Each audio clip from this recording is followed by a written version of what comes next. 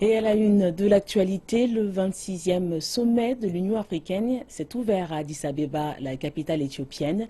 Les ministres africains des Affaires étrangères ont participé à la deuxième journée de réunion au siège de l'UA. Ils ont examiné une série de questions, y compris le programme du prochain sommet des chefs d'État. Le dossier burundais et la sécurité en Afrique sont au menu du sommet. Les dirigeants africains arrivent dans quelques heures. Les réunions de 2 jours des ministres des Affaires étrangères sont un prélude au sommet des chefs d'État. Jeudi, ils ont discuté du Burundi, du Soudan du Sud et de la République démocratique du Congo, qui continuent d'être affligés par l'insécurité.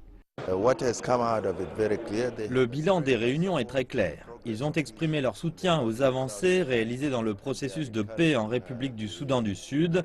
Ils appellent le chef des rebelles à se rendre à Djouba afin que le gouvernement de transition puisse être formé.